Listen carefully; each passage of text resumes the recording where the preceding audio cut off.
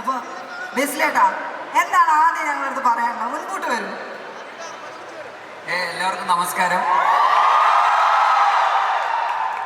ഭയങ്കര സന്തോഷമുണ്ട്.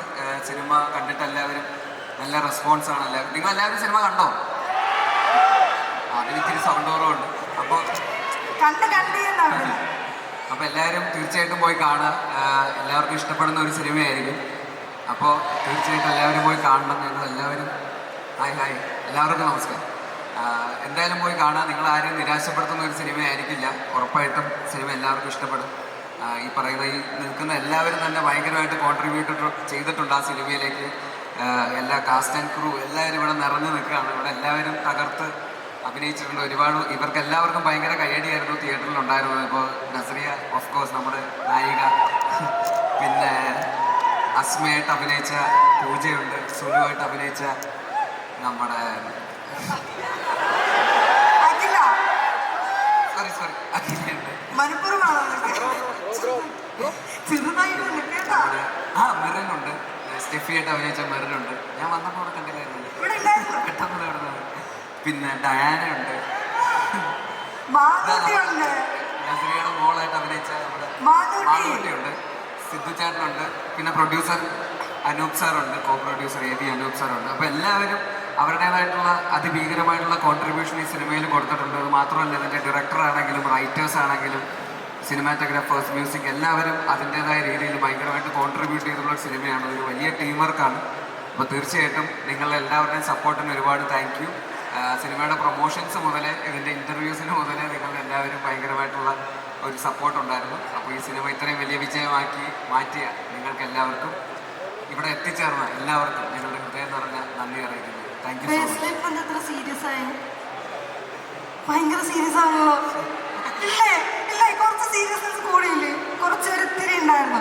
അപ്പോൾ അതാ മുൻപോട്ട് നസ്രിയനെയും കൂടെ നമ്മൾ ഇൻവൈറ്റ് ചെയ്യാണ്. ഈ രണ്ട് കോമ്പോ ഞാൻ നേരത്തെ പറഞ്ഞ പോലെ ഇന്റർവ്യൂസിൽ വന്ന് ഞങ്ങളെ പറ്റിച്ചതാണ്. ഞങ്ങൾ വിചാരിച്ചു ഫുൾ കോമഡി ആയിരിക്കുന്നത്, നിങ്ങൾ തമ്മിൽ ഭയങ്കര സ്നേഹമായിരിക്കും സിനിമയിൽ നിന്ന്. പക്ഷെ ഞങ്ങൾ കണ്ടത് എൻറ്റയർലി ഡിഫറെൻ്റ് ആയിട്ടുള്ള ഒരു എക്സ്പീരിയൻസ് ആയിരുന്നു. സോ ഫസ്റ്റ് നമ്മൾ ഓഡിയൻസിനോട് എന്താ പറയാനുള്ളത്? നമ്മൾ തമ്മിൽ ശരിക്കും സ്നേഹമൊക്കെ തന്നെയാണ്. ശരിക്കും സ്നേഹമുണ്ട്. എല്ലാവർക്കും നമസ്കാരം. Hello hi.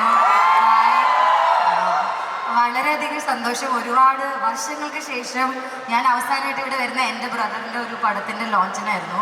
കുറേ വർഷങ്ങൾക്ക് ശേഷം നിങ്ങളെല്ലാവരെയും കണ്ട പോലത്തെ ഒരു ഫീൽ. പക്ഷെ നിങ്ങളുടെ സ്നേഹവും സപ്പോർട്ടും എത്ര ബ്രേക്ക് എടുത്തിട്ട് വരുന്ന സമയത്തും I feel it. Thank you so much.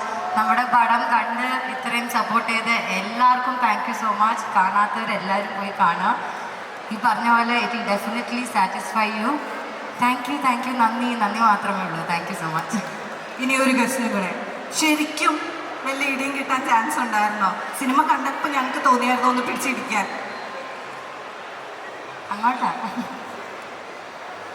അങ്ങനെ ഒരുപാട് ഞങ്ങൾ ഇവിടെ വരുന്നതിന് മുമ്പേ പറഞ്ഞു, നീ ഒരുപാട് വളവളവളാന്ന് പോയി അവിടെ പോയി മിണ്ടാൻ നിൽക്കണ്ട, കുറച്ച് മയത്തിലൊക്കെ സംസാരിച്ചാൽ മതി. അതാണ് ഞങ്ങൾ ഇത്ര നിങ്ങളതാണ് ഇത്ര സീരിയസ് ആയിട്ട് നിൽക്കുന്നത്. പക്ഷെ ഞങ്ങൾക്ക് ഞങ്ങൾ ഇന്റർവ്യൂവിൽ കണ്ട രണ്ടുപേരും ഭയങ്കര ഇഷ്ടമായി ഇല്ലേ? നമ്മൾ അതൊക്കെ പ്രതീക്ഷിച്ചു എന്നൊക്കെ. But thank you. ഇഷ്ടപ്പെടുന്നില്ല പിന്നെ സൂപ്പർ. എന്നോട് കൊടുക്കൂട്ടോ, വേണ്ട. ഓക്കെ.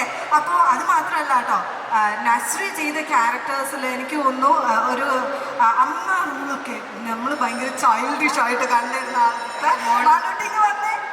ഹായ്, ഒരു ഹായ്. നല്ല സ്റ്റൈൽ മോളല്ലേ? അമ്മയെ പോലെ സ്റ്റൈലിഷ് മോളായിരുന്നു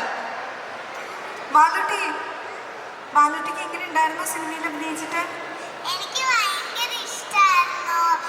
ആ ഷൂട്ടിംഗ് സെറ്റിൽ നിന്ന് മാറിയപ്പോൾ ഭയങ്കര വിഷമമായിരുന്നു.